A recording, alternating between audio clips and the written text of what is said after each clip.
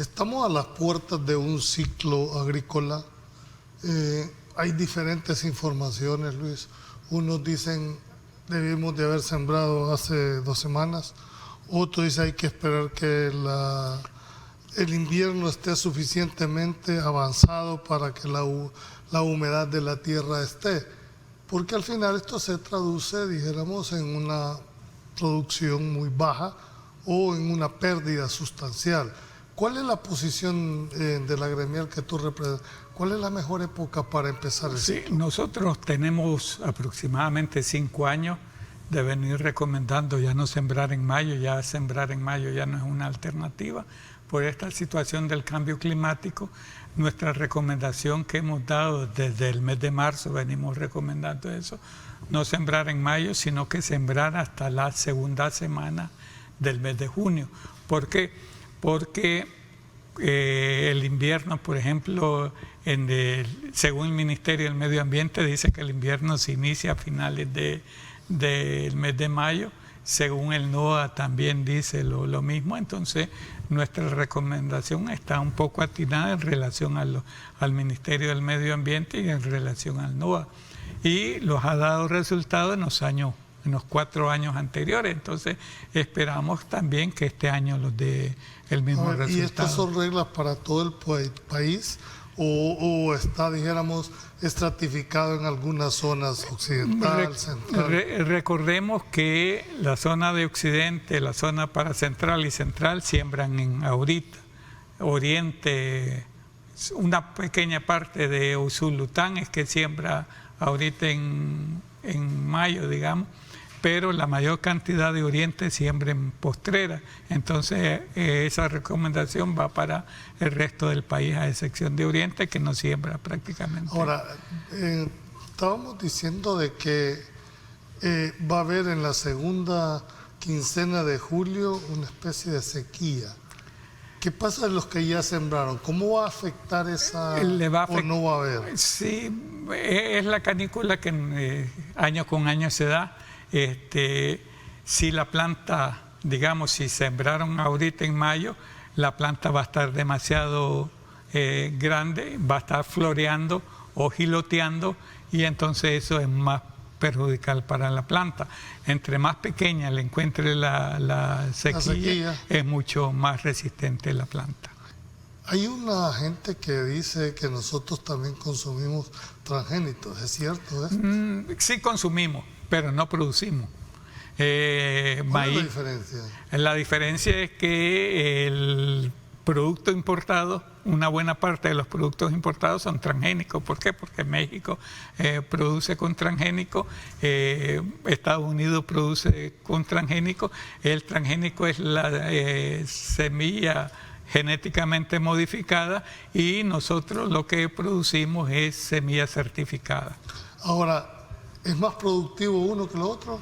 Es más productivo el transgénico, pero corremos el riesgo de ser dependientes de las transnacionales, y es peligroso ser dependiente de las transnacionales. ¿Por qué? Porque en determinado momento, si los acostumbramos a sembrar eso y descartamos de un solo la semilla nacional, prácticamente las transnacionales en determinado momento pueden elevar precios. Además que la semilla transgénica debe ser utilizada con determinados productos. Ahora, estamos con esta proyección, Luis. Esta gráfica que tenemos ahorita es el resultado del ciclo agrícola pasado. Tuvimos un déficit. Todo, casi. En todos tuvimos un déficit, y si notas, el déficit en granos básicos para este año es casi de 10 millones de quintales, que por eso nosotros decíamos que con la producción que teníamos llegamos más o menos al mes de junio. O sea que a partir del mes de junio solo comenzamos a consumir productos importados. Ok, es decir, ya toda la producción nacional se termina hoy en el mes de junio. Sí, exactamente. Y a partir de este mes de junio comenzamos a la importada. A consumir importado. Y la producción que tuvimos el año pasado fue de 15.040.000 quintales, que prácticamente fue la producción más baja de los últimos 8 años. Ahora, tenías proyectado 17 millones 620 mil. ¿Cuál fue la causa? La tormenta tropical. ¿Fue eminentemente climático la situación? Y en el caso del frijol, que el gobierno no entregó semilla de frijol el año recién pasado. Ok. Si nos vamos para este año, 25 y 26, ¿verdad? La estimación de la producción de los diferentes cultivos en este ciclo, estamos hablando de que hay 305,000 manzanas de siembra en maíz. Maíz, que da una producción de 14 millones de quintales aproximadamente. En el caso del sorgo, tenemos una producción de 80,000 manzanas que produce... A ver, quiero que vayamos por etapas. Es decir, nuestra producción de 305,000 manzanas, la productividad, que no es lo mismo que exactamente. El 46 manzanas es el rango, dijéramos, promedio, adecuado. es un promedio. ¿Cuál es el óptimo de El óptimo es 80 quintales por manzana. 200, pero estás hablando ni la cuarta parte. Sí, pero así está por el problema del cambio climático, por el problema que los productores no fertilizan lo suficiente por cuestiones económicas. Entonces eso hace que... Si estuviésemos hablando en un plano ideal deberían de ser 200 quintales por manzana. 80 quintales por 80 manzana. Quintales por manzana, que eso prácticamente duplicaría. Sí, prácticamente la producción nacional. Y prácticamente cubriríamos la demanda nacional. La demanda nacional. Ahí ustedes le venderían, todos los productores venderían a una sola institución, digamos, con un precio garantizándole al productor. Garantizando un precio de referencia desde antes que siembre el productor, ya va a saber al precio que va a vender. Ok, ¿y por qué no se ha hecho eso? Falta de voluntad política. Bueno, pero no solo del gobierno, sino también por eso mismo, pero a ver, para hacer eso necesitas una infraestructura. Necesitas silos, necesitas guardarlos, necesitas tener dinero para cuando salga la cosecha que al productor se le pague, o sea, toda esa situación. Entonces el productor solo por su cuenta no lo puede. Sí, no tendría que ir con todo un acompañamiento. Exactamente. A ver, pero es tan difícil convencer para que haya una voluntad política. Te digo esto porque, a ver, ¿por qué dejarle la ganancia a ese segmento en la cadena de distribución cuando se podía quedar el productor y sacarlo de donde está? Es que ese es el planteamiento que nosotros venimos haciendo desde el gobierno de Antonio Saca. Pero porque no se les escucha. Es decir, falta voluntad política, no lo entienden. O sea, yo pienso que falta de voluntad política. En los gobiernos anteriores... se defienden intereses que tú crees que puedan estar detrás de todo eso. Sí, definitivamente que sí. O sea, al final de cuentas, si se hiciera esto, se puede controlar incluso hasta el precio, sin necesidad de hacerlo de una forma impositiva. Tenés la reserva. Sí, ustedes juegan con el mercado. Exactamente. Es decir, sacan cuando tienen que sacar y restringen cuando tienen. Exactamente. Y por eso nosotros decíamos, la central de abasto hubiera sido una buena solución siempre y cuando se hubiera promovido primero la producción nacional. ¿Por qué? Porque la central de abasto pudiera comprar al productor y ahí tenerlo y hacer la reserva estratégica, pero el problema es que si querés entrar a la central de abasto, a los agromercados, te ponen un precio límite por debajo del costo de producción. Nosotros se lo planteamos al encargado del despacho y le dijimos que... ¿Ustedes no pueden suplir a los agromercados como productores? Definitivamente no. Y le hemos dicho y le hemos dado el argumento. ¿Por qué? Porque los costos de producción son por arriba del precio que se vende en el agromercado. ¿Y quién entonces está pagando ese sobreprecio en un agromercado? Lo desconocemos, pero ninguna de las organizaciones que conocemos nosotros están dentro del abasteciendo los ¿Hay un agromercados. subsidio disfrazado? Pudiera ser. Bueno, pero aún así es en beneficio del consumidor, es decir, ese Sí. es el rol del Sí, Estado. pero va en perjuicio del productor. ¿Por qué? Porque lo pones a competir. O sea, tenés un agromercado que, por ejemplo, da a $12 por poner un precio, un El quintal tomate. o da 20 tomates por $1. ¿No es eso beneficioso para el consumidor? Para que el es el consumidor productor? sí. Para el consumidor sí, pero el productor no. El productor no puede producir 20 tomates por $1. Es imposible. Y nosotros Pero alguien se lo compra. nosotros se lo planteamos al viceministro de Agricultura y le dijimos eso, así con estas palabras. No somos capaces de abastecerle. ¿Y qué necesitan? Necesitamos subsidios. Les vamos a dar el 60% del subsidio, digo, del costo de producción. Pero quedó solo en palabras. O sea, desde el 7 de noviembre que lo reunimos con el encargado del despacho, dijimos, esta es la situación del productor. El encargado del despacho nos dijo y todavía le dijimos, pero las promesas, los 4 ministros anteriores los hicieron promesas, sí, pero yo no voy a caer en lo mismo, yo sí voy a cumplir, pero al final no cumplió. ¿Cómo ves tú esta propuesta? Pero aquí hay otra pregunta. ¿Qué hace diferente a los países vecinos que actualmente compramos grano? ¿Tienen mejores tierras? ¿No tenemos ganas de sembrar? Hombre, es una pregunta valedera. ¿Qué tiene? Porque no estamos comparando con otras latitudes. Estamos comparándonos con Honduras, con Nicaragua, con Guatemala, que prácticamente tienen la misma razón, los mismos problemas. ¿Por qué ellos son más productivos que nosotros? Son más productivos porque los costos de producción son más bajos. Pueden aplicar más fertilizante porque los insumos agrícolas ahí no pagan IVA, por ejemplo.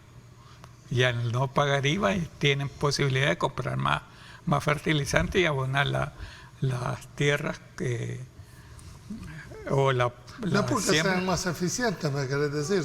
Exactamente, o sea, tienen más posibilidades de poder abonar más, fertilizar más.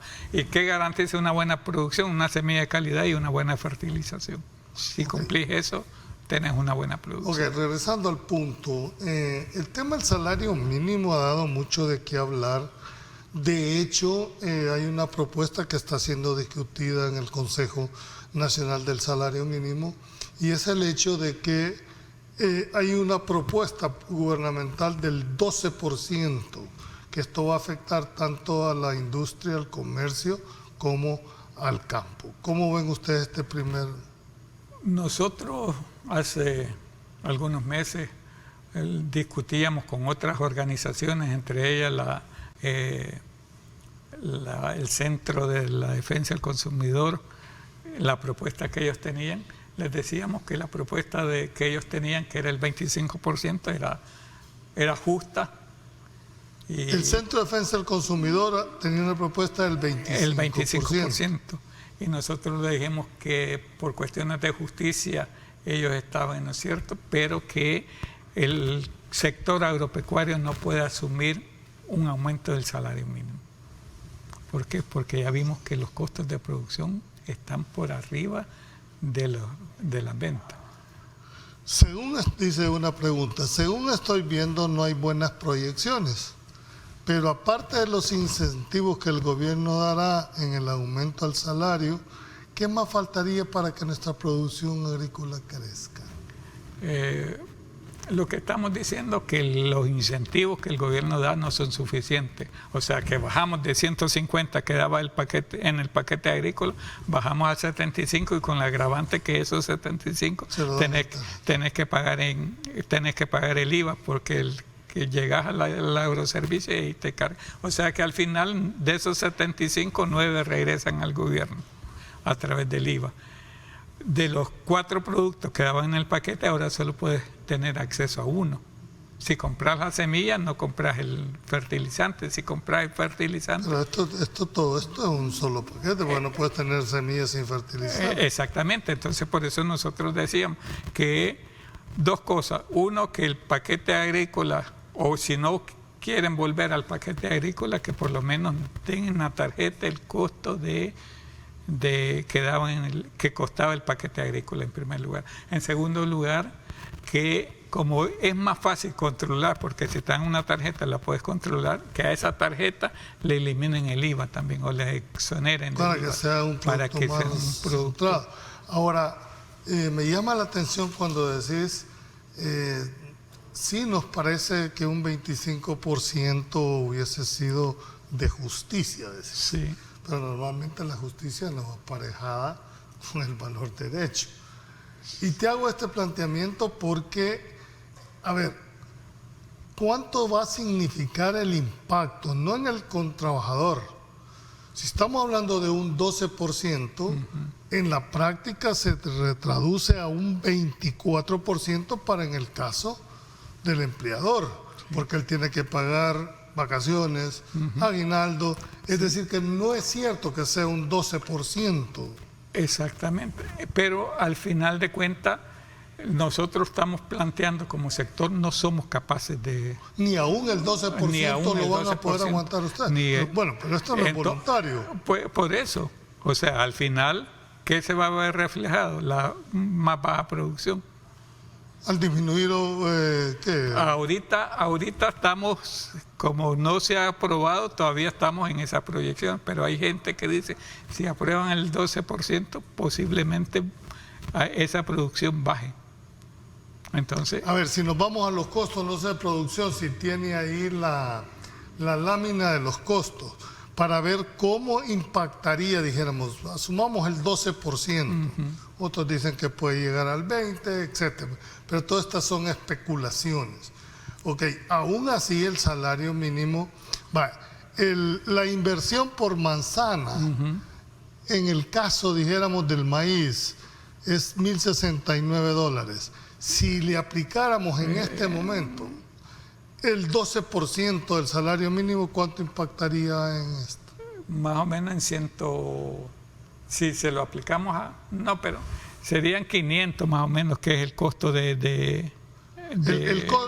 costo de mano de obra. De mano de obra. 500 por el 12% son $60. O sea que de la manzana, dijéramos, $500 constituye el costo de producción de la mano de obra. De la mano de obra. De la mano de obra. A eso habría que darle el 12%. El 12%. Ok, eso tiene dos opciones. O disminuís trabajadores o no sembrás la totalidad. Exactamente. Que tú esperás. Pero en ambos casos... Pero en ambos casos no puedes disminuir trabajadores. ¿Por qué?